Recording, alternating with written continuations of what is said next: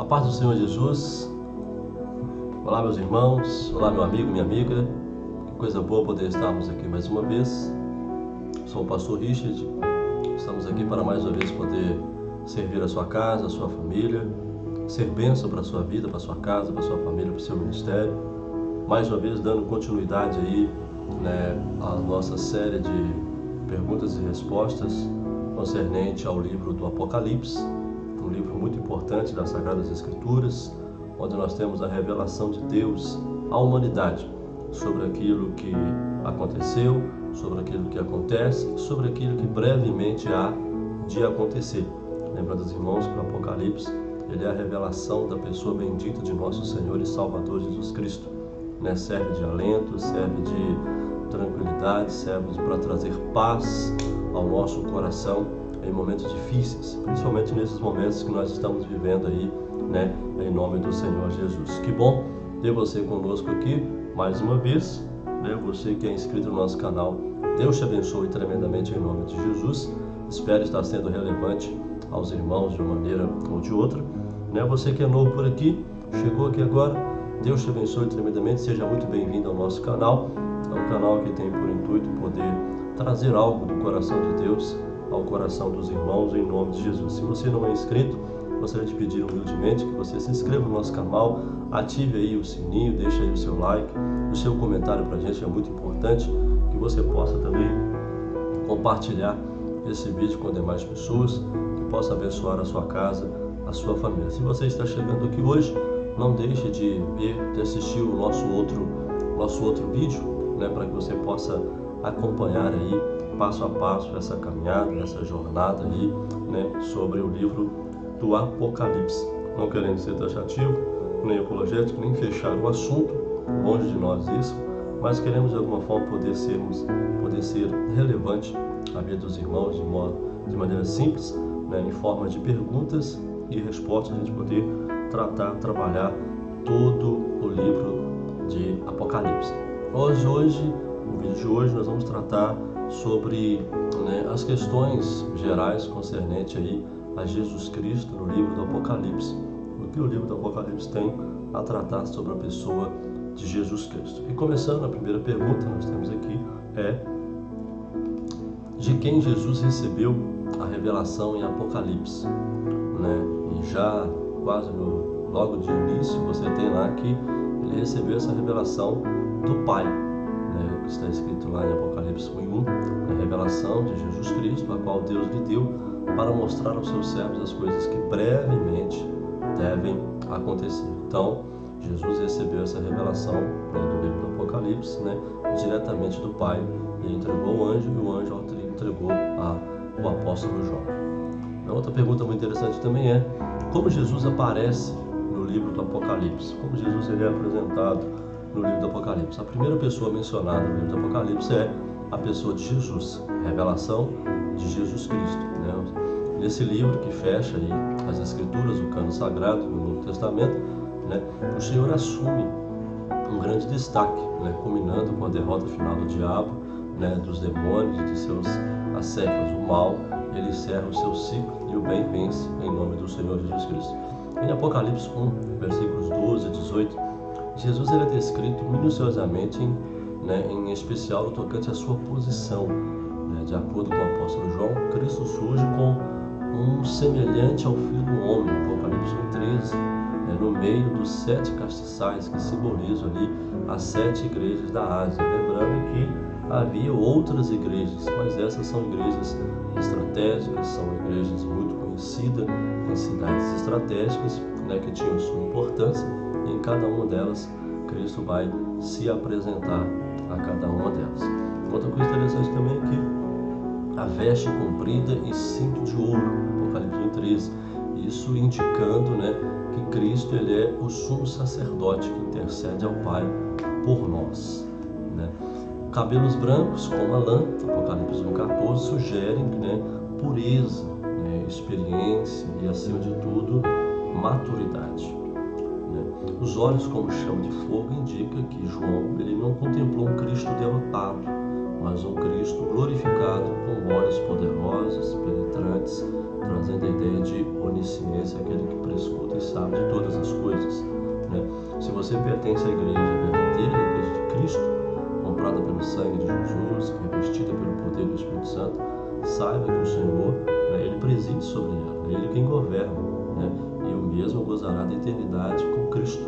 Então, sendo assim, né, a noiva de Cristo não é uma igreja carnal, acovardada, medrosa, pactuada com os valores e padrões do mundo, mas é uma igreja pura, é uma igreja santa, é uma igreja imaculada e que guarda, né, a sua segunda vida bendita e gloriosa, a volta do Yeshua HaMashiach, ou seja, o Messias verdadeiro, né, o Salvador que virá para buscar a sua igreja a qualquer momento. Uma outra pergunta também interessante é: por que em Apocalipse, capítulo 1, versículo 14 e 15, João comparou os olhos de Jesus a uma chama de fogo, os seus pés ao latão reluzente e a sua voz como a voz de muitas águas, né? Uma coisa interessante é que o fogo, o aspecto do fogo é que o fogo ele queima tudo que é impuro, né? Isso significa que os olhos do Senhor tudo discernem, tudo conhece, tudo prescruta, né? Exercendo aí juízo, né? Os pés de Jesus são semelhantes ao latão reluzente porque este metal simboliza durabilidade e também firmeza, né? Ele não vai titubear na hora de exercer o juízo, não é? Voz como a de muitas águas atribuídas aí ao Senhor traduz a ideia de poder, de solenidade, de irresistibilidade, né? Se você ler lá o Salmo 29, 5, você vai ver essa ideia de Cristo, né? A pessoa do Messias. Outra pergunta interessante também é: por que a língua de Jesus ela é vista como uma espada afiada de 2 gumes? Porque a espada ela representa o poder da palavra de Deus em ação. Quando Jesus enfrentou Satanás no deserto, após 40 dias depois de ser batizado, de ser tentado por Satanás, ele usou a espada do Espírito, né? Conforme lemos em Mateus 4,4, ele mesmo diz, né? Está escrito que nem só de pão viverá o homem, mas de toda a palavra que procede, que sai da boca de Deus. Então ele venceu pela espada do Espírito, né? Por isso que ele foi espada afiada de 2 gumes, ela corta tanto para lá como para cá. Ela que traz juízo, ela também traz proteção, traz bênção, traz cura, né? Traz justiça também. O que é o testemunho de Jesus Cristo em Apocalipse? Essa expressão, juízo de Jesus Cristo em Apocalipse, é o testemunho do Cordeiro de Deus, né? Que deu a sua vida por nós, que derramou o seu sangue para nos redimir do pecado, né? O testemunho de Jesus é o testemunho da obediência, né? Por isso ele disse que não busco a minha própria vontade, mas a vontade do Pai que me enviou. Você vai ver isso lá em João capítulo 5, versículo 30, né? O testemunho de Jesus Cristo pode ser relacionado com João capítulo 17, né? Principalmente se considerarmos ali o versículo 4, no qual o Filho diz ao Pai, né? Eu glorifiquei-te na terra, tendo, né, consumado a obra que me deste, né? Então, o testemunho de Jesus é o testemunho, né, do cumprimento das profecias, da consumação da obra que Deus lhe confiou. Por isso que ele pode dizer tetelestai, ou seja, está consumado, está acabado. Tudo que ele tinha para fazer foi feito, é o suficiente para a minha e para a sua salvação. Outra pergunta interessante também é: o que alude à expressão Filho do Homem, em Apocalipse capítulo 1, e versículo 13? A expressão Filho do Homem, que aparece, né, várias vezes em Apocalipse, ela diz respeito à natureza humana de Jesus, né? Em Filipenses capítulo 2:8 vai dizer: o qual achado, né, na forma de um homem, ele humilhou-se a si mesmo, né, sendo obediente até a morte e morte de cruz, né? A maior prova de que Jesus era humano foi quando ele, estando ali no jardim de Getsemane, poucos dias antes de subir à cruz para oferecer como o Cordeiro de Deus que tira o pecado do mundo, né, ao sentir ali o pavor da morte, o aguilhão do pecado, né, ele clamou, né: meu Pai, se é possível, se possível for, né, passa de mim esse cálice, todavia, porém, não seja feita a minha vontade, mas como tu queres, né? Então, o seu sofrimento, né, foi tão intenso que seus vasos capilares eles se romperam, né, e ele suou ali gotas de sangue, para você ter uma ideia de como foi essa agonia antes mesmo do vitupério da cruz, né? Jesus, embora fosse plenamente divino, também ele é plenamente humano, né? Ele se despiu da sua glória para quê? Para como homem morrer no nosso lugar. Então, sendo assim, né, ele referiu a si mesmo como filho do homem para salientar o quê? A sua humanidade, né, e a sua missão profética, né? Essa expressão você pode ver também, ela foi aplicada a profetas como Daniel, Ezequiel, né, que sempre é chamado filho do homem, profetiza, Daniel, filho do homem, não é? Para tratar da humanidade, que é uma pessoa humana, uma pessoa real. Outra pergunta é, por que Jesus ele é chamado de a fiel testemunha? Lá em Apocalipse capítulo 1, versículo 5.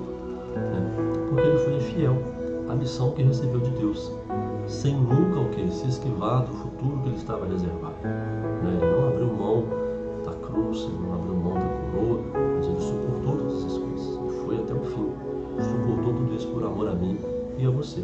Cristo foi fiel a cada lei de Deus, a cada princípio da palavra de Deus. Ele foi fiel a cada promessa que fez, a sua palavra empenhada e ao cumprimento de toda a vontade do Pai. Ele realmente se submeteu à vontade do Pai. Em Apocalipse 2:10, ele exortou os seus seguidores o quê? Ser fiel até a morte, porque ele foi fiel até a morte. Então cabe a nós também seguirmos as suas pisadas também, na verdade. Essa recomendação ela indica que nós devemos seguir o exemplo de Jesus, pois ele foi fiel até a morte.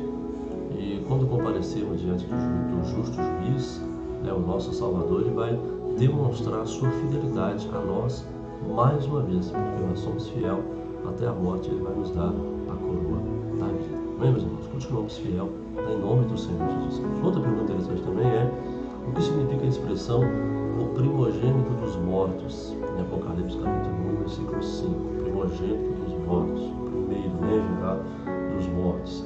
Como observou Paulo em 1 Coríntios capítulo 15 e 20, Cristo ele ressuscitou dos mortos e feito a primícia dos que dormem, ou seja, os primeiros, Em outras palavras, ele foi a oferta perfeita de Deus, e o primeiro humano que a ser ressuscitado com o corpo glorificado, que herdará o que? A eternidade. Os salvos que forem ressuscitados por Deus, eles terão um corpo semelhante a este corpo glorioso de Jesus, não o mesmo, mas terão um corpo glorioso também, como o corpo de Jesus. Talvez você se pergunte aí, mas não há relatos bíblicos de outras pessoas que ressuscitaram? Sim, claro, temos relatos bíblicos na Bíblia, como por exemplo Lázaro, a filha de Jairo, o filho da viúva de Naim, Contudo, a ressurreição de Cristo ela foi completamente diferente de todas essas. Aqueles que ressuscitaram comeram um corpo corruptível e tornaram a morrer novamente, estão aguardando a ressurreição dos mortos. Mas o Senhor Jesus ele ressuscitou com um corpo glorioso, imortal, e nunca mais ele vai morrer. A morte não tem mais domínio sobre o corpo de Jesus, a corrupção não tem mais domínio sobre o corpo de Cristo. Ele tem hoje um corpo glorificado. E se cremos que em Jesus e formos fiéis até o fim, também ressuscitaremos com ele, pois ele ensinou ao apóstolo Paulo, que o que ressuscitou o Senhor Jesus nos ressuscitará também por Jesus e nos apresentará convosco. Você vê isso lá na segunda carta de Paulo aos Coríntios, capítulo 4, versículo 14. Amém? Outra pergunta interessante também é por que Jesus é chamado de príncipe dos reis da terra, Apocalipse 1:5. Porque ele é o rei dos reis, o todo-poderoso, o qual está acima de todos os monarcas, de todo o principado, toda a potestade, todo o nome que se nomeia. Jesus ele recebeu do Pai a autoridade para governar e ele voltará para reinar sobre todas as nações da terra, no período do milênio, período esse que se dará 1000 anos literais. Amém? Outra pergunta também é qual a participação de Jesus nas 7 igrejas de Apocalipse? Jesus é o cabeça da igreja, nós somos o seu corpo. Então não existe igreja verdadeira sem Cristo como líder. Todas as igrejas que aparecem em Apocalipse, ele disse, conheço as tuas obras. Então o Senhor ele tem uma participação fundamental nas 7 igrejas da Ásia, que representam o quê? Todas as igrejas cristãs em todos os períodos da história. Então essa é a participação de Cristo aí nas 7 igrejas do Apocalipse. Para cada uma delas ele vai se manifestar como solução para os variados problemas que surgiram ali, né, para essas igrejas. Problemas esses que hoje em dia se manifestam em várias igrejas, em várias comunidades, e para todas elas Cristo é a solução, ele é a cura. Beleza? Outra pergunta interessante é: qual é o significado da veste comprida usada por Jesus? No Antigo Testamento, você que é estudioso das Escrituras, você que é aluno da história local, havia 3 classes de pessoas que recebiam a unção de Deus: os reis, os profetas e os sacerdotes. Apenas essas 3 pessoas. O rei ele recebia a unção para governar, os sacerdotes para interceder pelo povo diante de Deus e representar diante de Deus, e o profeta para falar em nome de Deus ao povo. Ele representava Deus ao povo. Então Jesus, na visão de Paulo, em Apocalipse capítulo 11, capítulo 1 e 13, está usando uma veste comprida, ou seja, vestes talares, depende da versão que você esteja utilizando, cingida pelo peito com um símbolo de ouro. É um metal que representa a natureza de Deus, a divindade. Significa que ele é o nosso sumo sacerdote, o qual, além de ter sido enviado pelo Pai para estabelecer, com o seu povo uma nova e eterna aliança, pelo seu sangue, ele vive e intercede por nós junto ao trono de Deus. Ele exerce essa função hoje aí como sumo sacerdote intercedendo por nós. Beleza? Outra pergunta é: o que significam as 7 estrelas na mão direita de Jesus? O próprio texto vai dizer, vai dar esse significado, mas é interessante para você também. De acordo com Apocalipse 20, as 7 estrelas simbolizam ali os anjos das 7 igrejas, os pastores que pastoreavam, que eram responsáveis, os líderes ali dessas 7 igrejas, as quais são representadas pelos 7 castiçais. Então isso quer dizer que os mensageiros dessas igrejas atuam segundo o que determina o Senhor Jesus, e que tem seu controle total em suas mãos. Então, representa aí os anjos dessas 7 igrejas. Beleza? Porque a chave da morte e do inferno, Apocalipse 18, estão nas mãos de Jesus. As chaves da morte e do inferno. Na Bíblia, a chave é símbolo de autoridade, especialmente no livro do contexto de Apocalipse.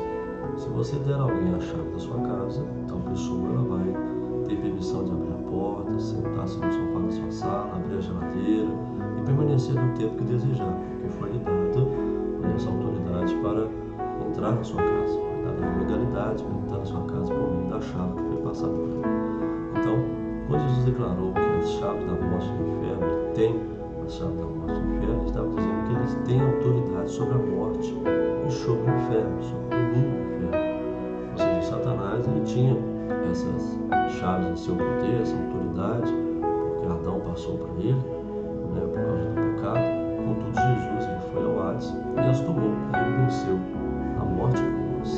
É verdade? Então hoje ele tem autoridade sobre a morte. Quem é o leão da tribo de Judá e a raiz de Davi? Nomes esses constantes em Apocalipse capítulo 5, versículo 5. Claro, sem dúvida nenhuma, Jesus Cristo. A nação de Israel é formada por 12 tribos. Uma das maiores é a tribo de Judá. A ela foi dirigida a palavra profética. E o cetro não se arredará de Judá até que venha Siló. Você vê isso lá em Gênesis 49, versículo 10, declarando que reis de Israel seriam provenientes dessa tribo. Mas quem é representado por Siló nesse versículo é o enviado, ou seja, Jesus Cristo, pois ele congregarão todos os povos. Então já a expressão raiz de Davi indica que Cristo, o Messias, ele teria de vir da linhagem real de Davi. Ele é descendente do rei Davi. Beleza? Porque em Apocalipse capítulo 5, versículo 7, o Cordeiro toma o livro selado das mãos daquele que está sentado no trono. Em Apocalipse capítulo 5, consta que o apóstolo João ele contemplou um livro, escrito por dentro e por fora, e selado com 7 selos. O selado do documento era autenticá-lo, indicando a origem e a propriedade desse livro. O livro visto por João estava selado porque era demasiado importante e muito valioso e pertencia ao que estava sentado no trono, Deus o Pai. Então, João chorou muito porque não havia ninguém em lugar algum que pudesse tomar o livro e abri-lo, nem nos céus, nem na terra, nem debaixo da terra. Então, de repente, o apóstolo viu o cordeiro tomar o livro e abri-lo. Esse cordeiro é a pessoa de Jesus Cristo, né? Então, de repente, o apóstolo viu o cordeiro tomar o livro, e essa atitude demonstra que só o cordeiro de Deus tem permissão de Deus e as credenciais necessárias para abrir os 7 selos, né? Devido que a sua deidade, a sua divindade e a obra maravilhosa de Jesus na cruz. Ele recebeu isso como direito, né? Que ele recebeu do Pai como Salvador da humanidade. Quem é aquele que estava assentado no trono com os livros nas mãos? É o Deus verdadeiro, o Criador e único Salvador, Deus, o Pai. Beleza? Porque o Cordeiro recebeu honra, glória e louvor? Porque ele foi o único que realizou, né, a obra de redenção da humanidade. Em Isaías, capítulo 63, versículo 3, encontramos a seguinte palavra profética que diz que eu sozinho pisei o lagar e dos povos ninguém se achava comigo. Muito interessante isso, né? E essa passagem, ela se refere a Jesus, né? Sugerindo que ele realizou sozinho a redenção, por isso ele é digno de receber honra, glória e louvor. Amém? Bendito seja o nome do Senhor. Outra pergunta é: qual é o poder do sangue do Cordeiro de acordo com Apocalipse 5 e 9? Né? O sangue de Jesus é diferente do sangue de qualquer animal ou de qualquer outra pessoa, né? Como está escrito em Hebreus capítulo 9, versículos 13 e 14, porque se o sangue de touros e bodes e a cinza de uma novilha, aspergidas sobre os imundos, santificam quanto à purificação da carne, quanto mais o sangue de Cristo, que pelo Espírito Eterno se ofereceu a si mesmo, imaculado a Deus, purificará a vossa consciência das obras mortas para servirdes ao Deus vivo. Olha só, então, o pecado, ele separou o homem de Deus, separa o homem de Deus, condenando o ser humano que a perdição eterna. Contudo, como diz lá em João capítulo 3, versículo 16, que Deus amou o mundo de tal maneira que deu o seu Filho unigênito, para quê? Para que todo aquele que nele crê não perecesse, mas tenha o quê? A vida eterna.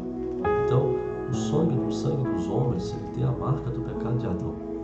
E o sangue de Jesus é de um inocente, porque ele nunca pecou, né? Por isso, o seu precioso sangue pode redimir-nos de todo pecado e de toda maldição. Então, é até uma blasfêmia você ficar usando o sangue de Cristo para outras coisas. O sangue de Jesus para isso, o sangue de Jesus para aquilo. Tenha muito cuidado, porque o sangue de Jesus, ele é suficiente para mim e para a sua salvação. Ele é santo, ele é uso exclusivo para a nossa remissão, para remirmos do pecado. Beleza? Outra pergunta interessante é: além de guerreiro, Jesus também, ele é um governante? Sim, né? Ele é o Rei dos Reis e Senhor dos Senhores, de acordo com a Bíblia, né? Aquele que dirige a nossa vida, que nos guia, o Senhor Jesus Cristo. Como o próprio Jesus afirmou, né, lá em João capítulo 10, versículo 14, eu sou um bom pastor, conheço as minhas ovelhas, e das minhas ovelhas eu sou o quê? Conhecido. Então, como líder, ele é um bom pastor, e como tal, ele deseja instruir-nos, guiar-nos nas águas tranquilas e fazer-nos deitar o quê? Em pastos e desertos, como a gente vê no Salmo de número 23, onde encontraremos o quê? O alimento espiritual para nossas almas, teremos as nossas necessidades ali emocionais plenamente satisfeitas e receberemos, né, a cura para nossas enfermidades físicas. Também? Porque Jesus é chamado de a palavra de Deus em Apocalipse 19, 13. Ele é a palavra revelada, né? Ele é o verbo que se fez carne. Lembra lá no Evangelho de João, capítulo 14? Né? A palavra em ação, né? A palavra escrita, falada, pregada e testemunhada. Cristo, aquele que estava oculto no Antigo Testamento, se revelou, né, no Novo Testamento por meio da palavra. Cristo é a palavra revelada aos profetas, aos sacerdotes, aos reis, à humanidade passada, hoje revelada na pessoa bendita de nosso Senhor Salvador Jesus Cristo. Ele é o verbo que se fez carne, habitou entre nós, vemos a sua glória como a glória do unigênito Filho do Pai. Amém? Outra pergunta é: quando o Senhor ele se revelará como o Messias aos judeus. Quando se dará isso? Na batalha do Armagedon. Preste bastante atenção. Na batalha do Armagedon, todos irão reconhecer que Jesus Cristo é o Messias. Quando Israel estiver ali cercado, o anticristo estiver governando o mundo, está perto de acontecer, o templo reedificado pelos judeus estiver sendo invadido e o lugar santo for profanado, cessará o sacrifício. Então, nesse período, quando os exércitos do mundo, convocados aí pelo grande líder diabólico e insuflado pelos demônios, eles vão cercar Jerusalém nas montanhas de Israel, e Jesus aparecerá sobre os montes das oliveiras, e isso está profetizado em Zacarias capítulo 14, versículo 4. Quando seus pés tocarem o monte das oliveiras, vai se fender, se dividir no meio, então os judeus o reconhecerão como o verdadeiro Messias, o Salvador de Israel. Porque eles vão dizer: bendito é o que vem em nome do Senhor. Nesse momento Jesus aparece para salvar o povo de Israel de uma grande mortandade, de uma grande carnificina. Quem reinará com Jesus? É claro, os santos, a igreja de Cristo, tanto do Antigo como do Novo Testamento. Onde estiver o cordeiro, estará também o quê? A noiva. E onde estiver o pastor, estarão ali as suas ovelhas. A igreja verdadeira, que terá cumprido a sua missão na terra, ela reinará com o Senhor. E o reino do milênio terá sua base aonde? Em Israel, no Monte Sião, na Cidade Santa. De Jerusalém sairão ali o testemunho, os mandamentos. Então, todas as nações elas subirão para Jerusalém para quê?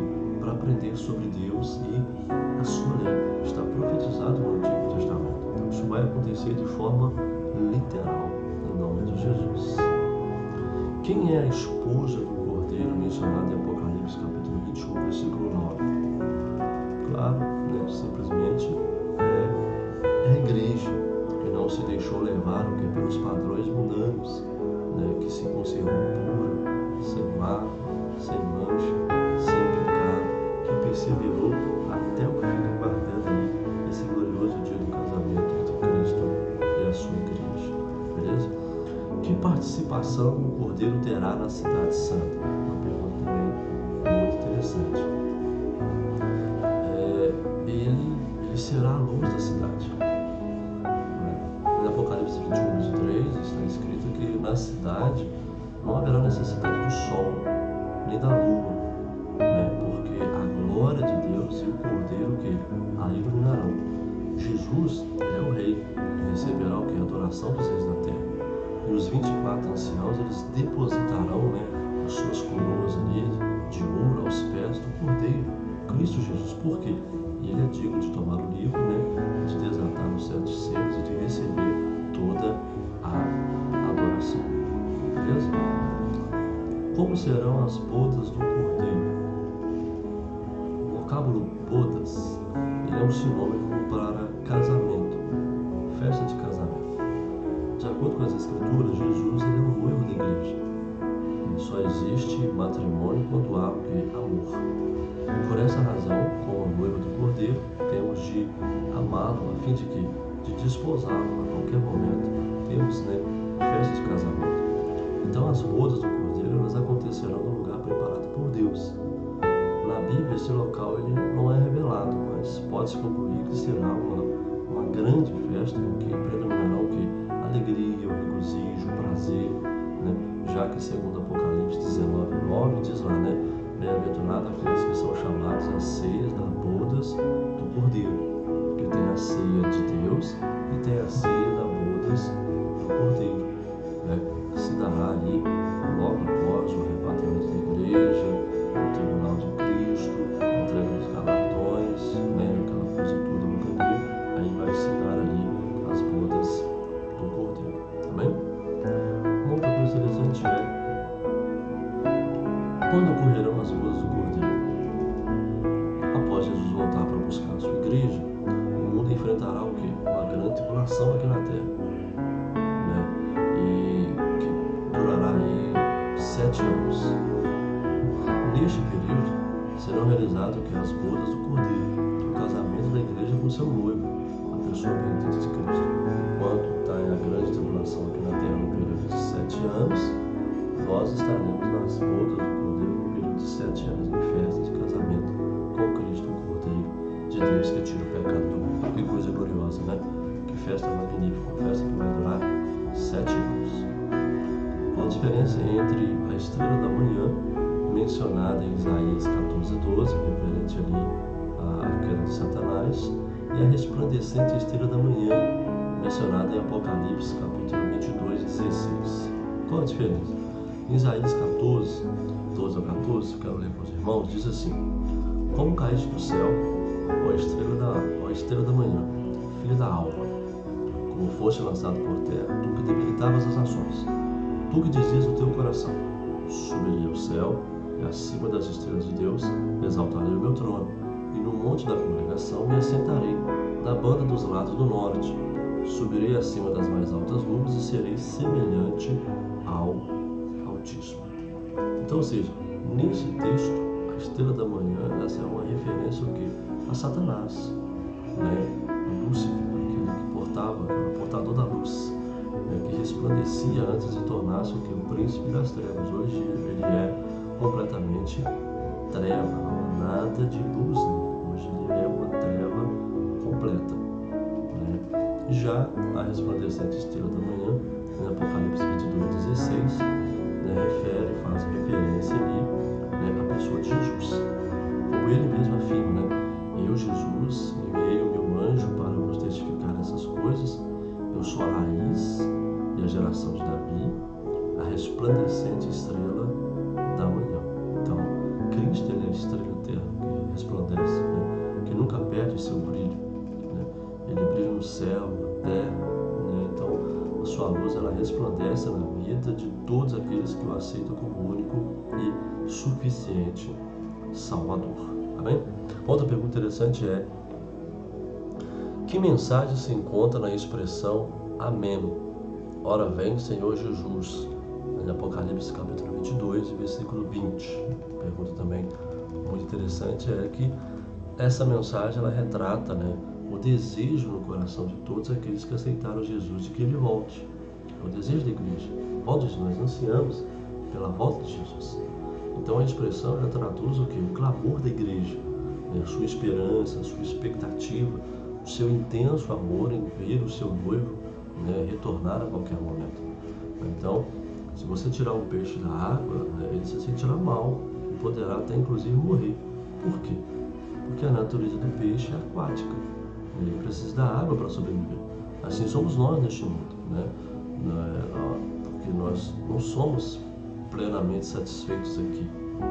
Porque aqui não é o nosso lar. Na verdade, o nosso lar é onde? É no céu. Nós somos forasteiros, nós somos peregrinos aqui. Estamos apenas de passagem. O nosso destino é os céus, a morada celestial com Cristo Jesus, o nosso Senhor. Por isso nós aguardamos a vinda de Jesus. Então, só atingiremos a total felicidade quando estivermos o quê? Na glória de Cristo Jesus, compartilhando com Ele esses momentos, esse privilégio de estarmos com Ele para sempre. Então, a palavra amém, ela é de origem hebraica, ela significa, né, não apenas assim seja, eu concordo, mas o Senhor é Rei fiel, ou seja, aquilo que Ele falou, Ele vai cumprir, porque Deus não é homem para que minta e nem filho de homem para que se arrependa, né? Então, nós vamos ficar por aqui. Que Deus abençoe a sua casa, que Deus abençoe a sua vida.